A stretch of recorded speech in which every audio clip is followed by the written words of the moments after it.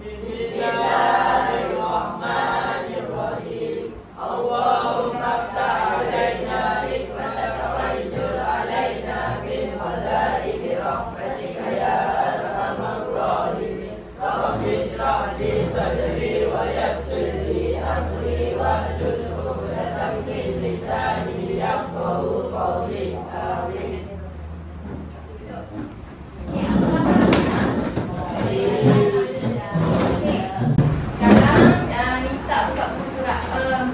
Iaitu bab nutrisi. Okey, ingat tak yang kita belajar minggu lepas?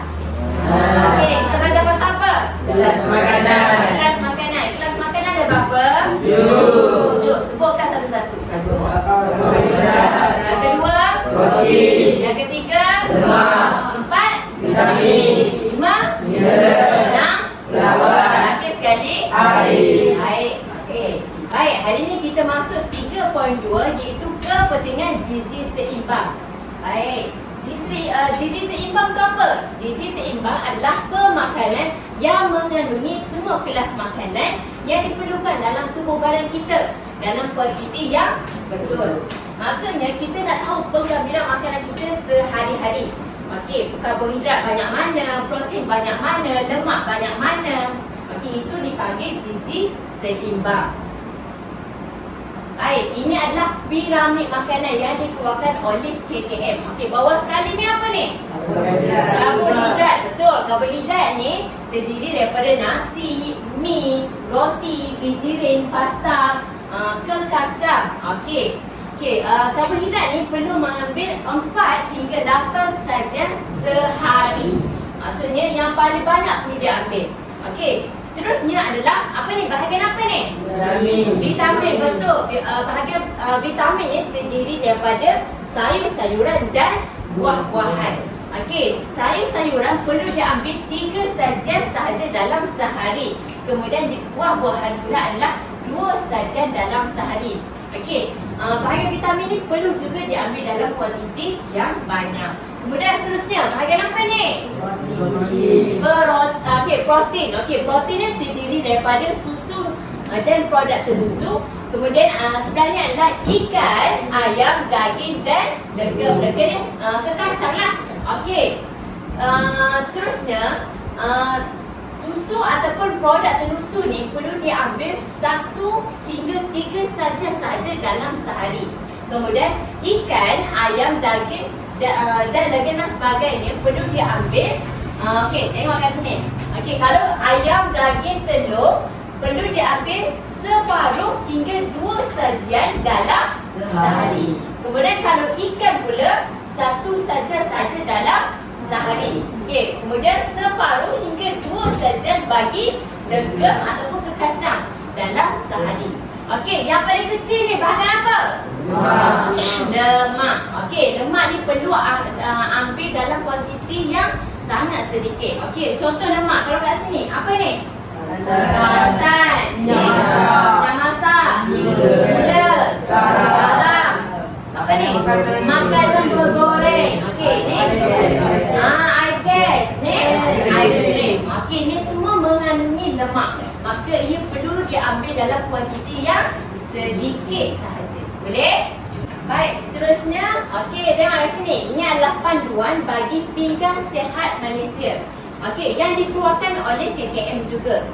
Okey, tengok kat sini, dia menggunakan hashtag suku-suku separuh. Okey, suku yang pertama terdiri dalam karbohidrat.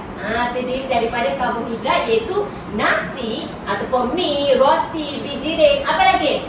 Pasta, dan sebagainya. Kemudian suku yang kedua adalah terdiri daripada protein iaitu ikan, ayam, daging, kekacang ataupun telur.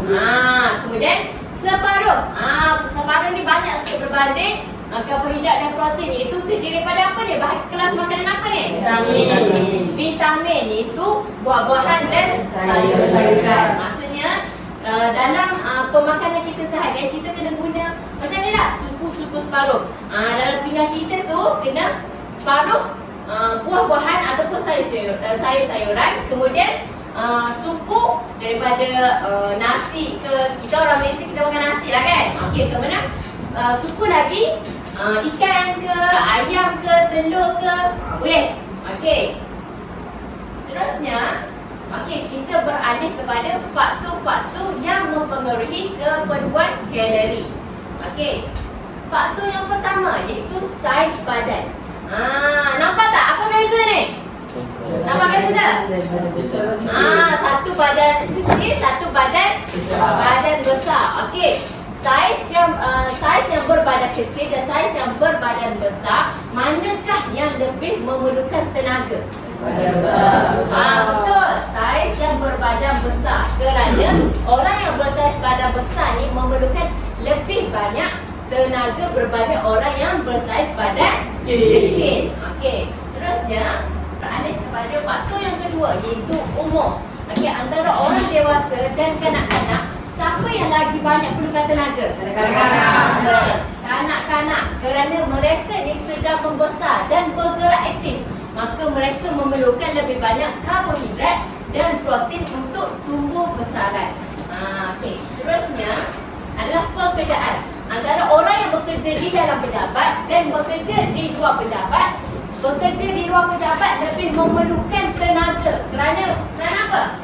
Mereka ni terdedah dengan cahaya matahari panas, maka mereka memerlukan tenaga yang lebih untuk melakukan kerja berat. Okey, betul. Seterusnya, faktor yang keempat adalah perempuan dan lelaki. Agak-agaknya antara lelaki dan perempuan, lagi mana yang banyak memerlukan tenaga? Lelaki, betul. Okey, ini kerana lelaki ni dia lebih berotot dan dia sentiasa melakukan aktiviti yang lebih berat berbanding orang perempuan. Okey. Seterusnya adalah keadaan kesihatan. Okey, antara orang yang sakit dan orang yang sihat, orang yang sakit ni dia lebih memerlukan makanan yang sihat, makanan yang sesuai. Kerana apa? Kerana untuk mempercepatkan proses sembuh dia, proses kesembuhan dia. Okey, dia memerlukan makanan yang sesuai. Okey, seterusnya faktor iklim. Okey, negara yang beriklim panas dan negara yang beriklim sejuk. Saya rasa mesti ramai yang rasa negara yang beriklim panas lebih memerlukan tenaga. Betul tak?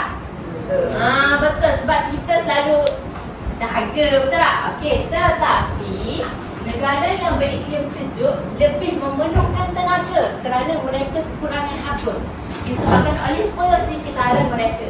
Maka mereka memerlukan makanan yang lebih untuk menghasilkan haba dalam badan mereka dan dapat memanaskan badan mereka. Boleh? Okey. Okey, seterusnya kita beralih kepada nilai kalori makanan. Okey, apa ni nilai kalori? Okey, kita tengok sini macam-macam makanan, betul tak? Ada goreng pisang, ada abang balik, ada bihun goreng, macam-macam kat sini. Okey.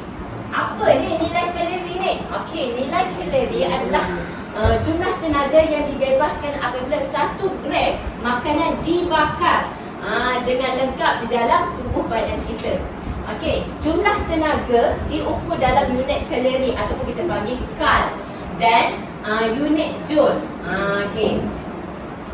Okey, 1 kalori ataupun 1 kal bersamaan dengan 4.2 joule. Alright. Okey, kita tengok latihan kat sini. Okey.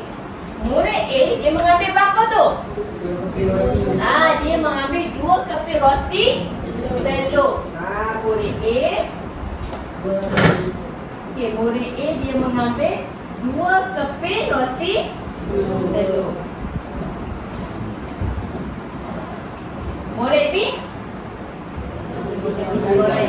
Okey, murid B dia mengambil 1 pinggan bihun goreng. 1 pinggan bihun goreng. Bihun goreng. Okey. Okey, satu keping roti telur berapa kalori? 414. Okey. 414 kalori. Dia ambil berapa? 2 keping. Maka darab dengan 2. Okey, bersamaan dengan berapa? Cuba kira. 208. Berapa? 208. 828. Okey, 828 kalori ataupun kilogram. 428 kilogram. Alright. Yang kedua. Okey, yang ambil berapa? Satu pinggan behong goreng. Okey, mana behong goreng? Ni, betul tak? Okey, berapa ni? 510. Okey, 510 kalori. Okey. Maka kita perlu buat apa? Kita perlu tambah antara apa kan? Maaf. Okey, maka antara murid A dan murid B, murid yang manakah yang lebih tinggi nilai kalori yang dia ambil? Murid A. Kerana dia ambil berapa? 828 kilojoule. Alright. Seterusnya, latihan yang kedua iaitu Ali mengambil 2 keping goreng pisang, 1 keping kari pap dan 1 pinggan nasi lemak sebagai sarapan dia. Okey. Maka soalan kat situ, berapakah nilai kalori yang diambil oleh Ali pada sarapan tu? Okey, kita kira sama-sama boleh? Okey, Ali ambil berapa? 2 keping goreng pisang. Okey, goreng pisang. Kemudian 1 keping kari pap. Kemudian 1 pinggan nasi lemak. Nasi lemak. Baik. Goreng pisang. Mana goreng pisang? Okey, 1 goreng pisang berapa kalori? 129 kalori. Yang ambil berapa? 2. Maka 129 dikali dengan berapa? 2. Dikali dengan 2. Keluar jumlah berapa? 258 kilojoule. Okey. Kemudian 1 keping kari pap. Okey. Mana kari pap? Ni betul tak? Ni kari pap. Tapi perasan tak? Kat sini dia kata 2 pieces. Okey, yang Ali ambil berapa? 1 keping je kan? Okey, jadi 256 ni perlu dibahagi dengan 2. Okey. 256 perlu dibahagi dengan 2. Keluar berapa? 128 kilojoule. Okey. Kemudian nasi lemak. Okey. Ni nasi lemak, bahagi nasi lemak, betul tak? Tapi Ali ada ambil ke ayam goreng? Ada. Tak, dia ambil nasi lemak saja, betul tak? Okey, jadi nasi lemak ni iaitu berapa? 644 kalori. Okey. Jadi kat sini. Okey. Maka kat sini 258 ditambah dengan 128 ditambah dengan 644. Keluar berapa? 1030 kilojoule. Maka jawapan adalah nilai yang diambil oleh Ali adalah 1030 kilojoule. Okey. Okey, seterusnya. Kita semua ada 7 kelas makanan, betul tak? Okey, tetapi 3 daripadanya sahaja 3 kelas asas makanan, iaitu karbohidrat, protein dan juga lemak. Tetapi nilai tenaga setiap karbohidrat, protein dan lemak ni berbeza. Okey, 1 gram karbohidrat bersamaan dengan 17 kilojoule nilai tenaga. 1 gram protein bersamaan 17 nilai tenaga dalam unit kilojoule. Okey, kemudian lemak, 1 gram lemak bersamaan dengan 37 kilojoule. Okey. Cuba kita tengok. Okey. Ahmad dia mengambil 100 gram karbohidrat dan 60 gram protein dan 5 gram lemak sebagai sarapan paginya. Hitung nilai kalori yang diambil oleh Ahmad sebagai sarapan pagi dalam unit joule. Maka unit yang ni kan yang ni perlu kita kira. Yang ni sebab dia nak dalam unit joule. Okey. Ingat tak Cikgu cakap 1 gram karbohidrat bersamaan dengan 17 kilojoule. Maka kat sini dia Ahmad tadi dia ambil berapa? Ahmad ambil berapa karbohidrat? 100 gram. Ahmad dia mengambil 100 gram karbohidrat.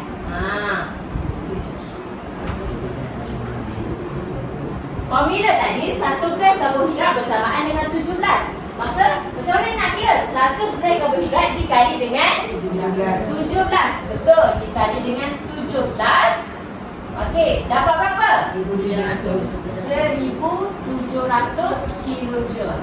Dia nak dalam minit kilojoule, betul tak? Okey, kemudian dia ambil berapa protein? 60. Okey, 60 protein. Okey. Macam mana nak kira dia? Didarab dengan 17. Didarab dengan 17 keluar berapa? Bersamaan dengan 1050. 1020. Okey, 1020 kilojoule. Okey, last kali lemak dia ambil berapa tu? 5 gram. 5 gram lemak. Okey. 1 gram lemak bersamaan dengan berapa? 37. Jadi 5 gram lemak kena kali dengan berapa? 37. Keluar nilai berapa? 185 kilojoule. Maka apa yang perlu dibuat?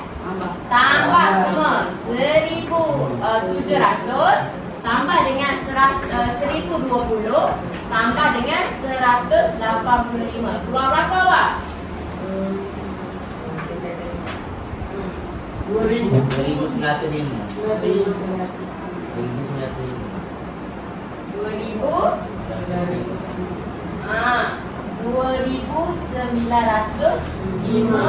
kilojoule. Banyak tak? Banyak. Okey, jadi kalau kita nak makanan kita seimbang, maka kena kurangkan bahagian mana? Lemak. Okey. Seterusnya, yang ni saya nak minta awak yang buat. Boleh ke? Boleh. Saya ada bawakan makanan. Okey, ni cikgu bawa makanan. Okey. Okey. Okey, ni apa ni? Biskut apa ni? Lesses. Okey. Ni? Lesses. Okey. Ambil seorang setiap satu. Dia suruh bagi. Cuba tak? Cukup. Okey. Ini. Okey.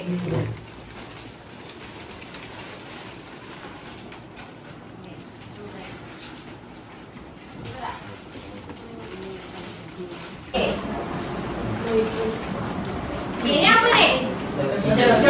Joki. Okey. Okey, ni adalah maklumat makanan bagi coki-coki. Ini adalah maklumat pemakanan bagi biskut Lesses. Kemudian ni adalah maklumat pemakanan bagi Nestum. Boleh? Okey, semua dapat makanan tak? Dapat. Okey, kat tangan saya ni apa? Okey, sekarang saya nak kira nilai kalori dalam satu stik coki-coki. Okey.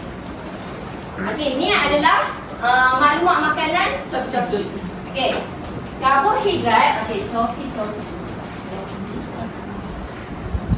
Okey, karbohidrat dalam coki-coki ni, karbohidrat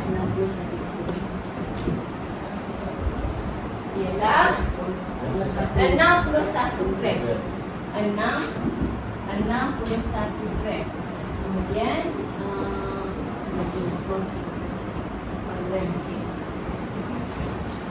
protein dalam satu stik ni, okey, iaitu 4 gram.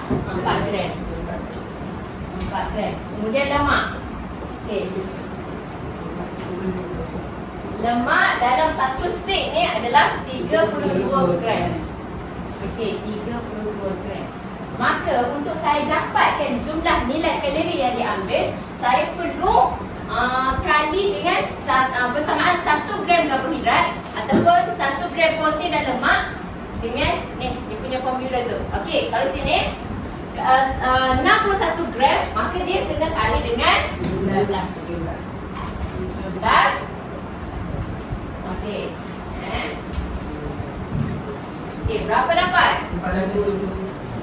Okey. Dapat 1037 kilojoule.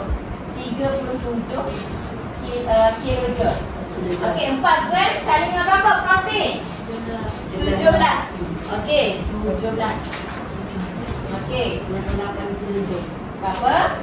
68. 68 kilojoule. Okey, kemudian 32 kali dengan 37. 32 kali dengan 37 kerana satu gram lemak bersamaan dengan 37 kilojoule. Okey.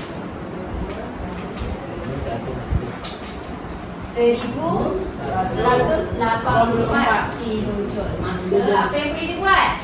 Tambah semuanya. Okey, itu 1037 tambah dengan 68 tambah dengan 1184. Okey.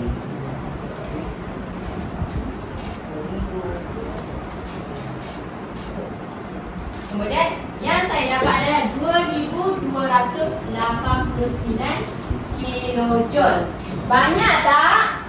Banyak. Okey, antara karbohidrat, protein dan lemak, mana yang paling banyak yang diambil? Lemak. Betul ke lemak?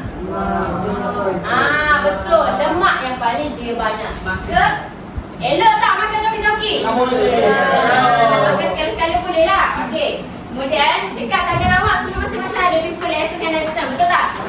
Okey. Apa yang perlu awak buat adalah kira nilai kalori yang ada dalam satu biskut Essence, kemudian satu Nestum, satu pack Nestum.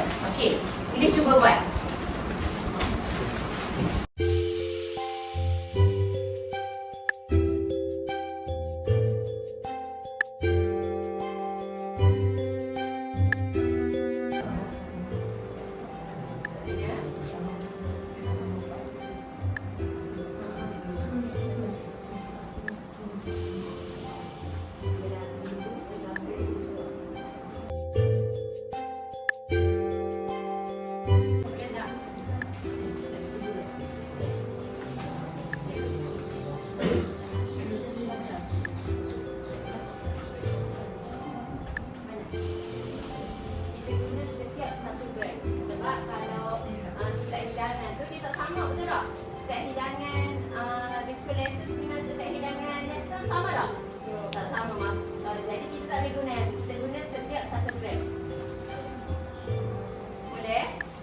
Okey, semua dah selesai kira ke? Okey, siapa suka render nak buat yang viscolases? Saya. Okey, Afif.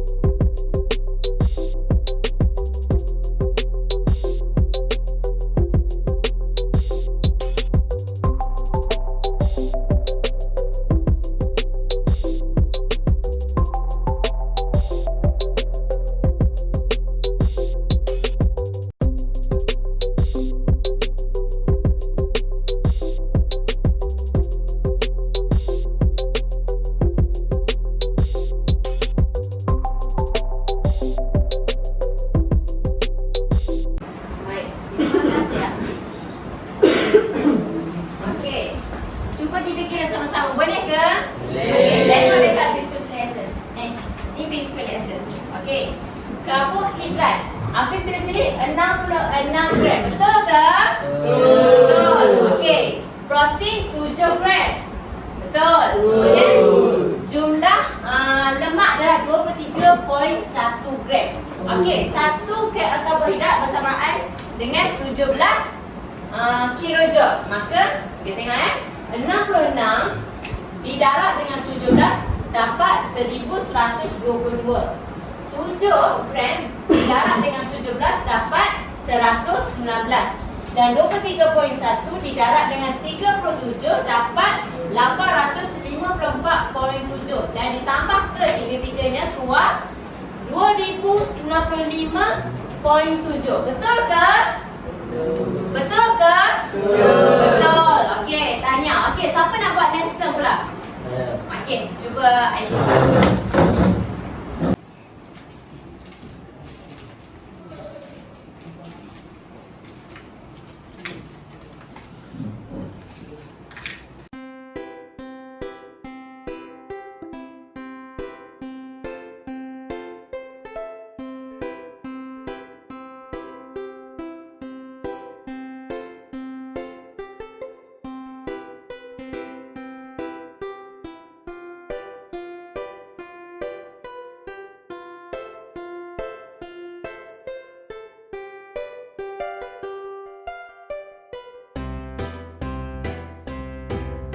Terima kasih.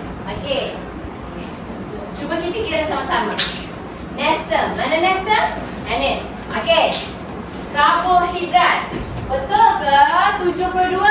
Betul. Protein berapa ni? 9 gram.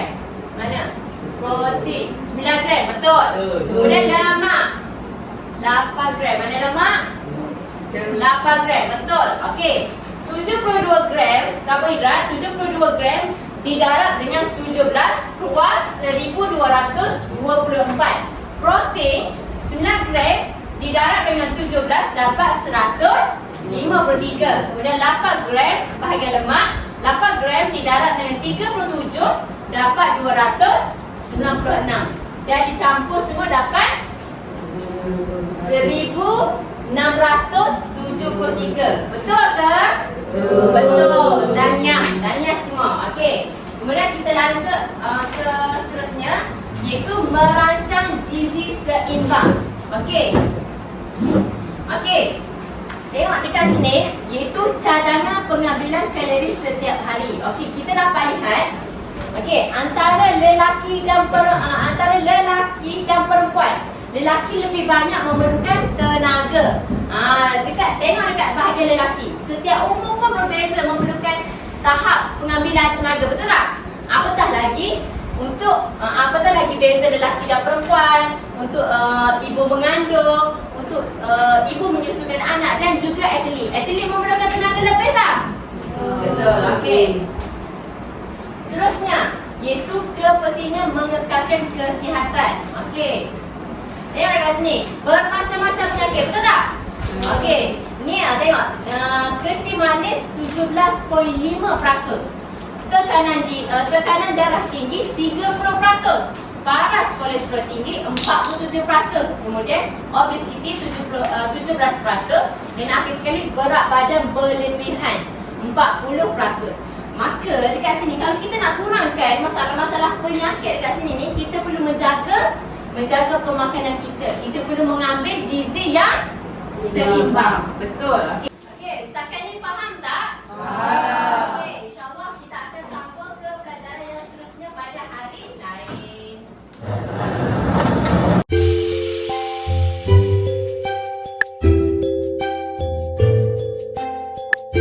Terima kasih semua. Bye.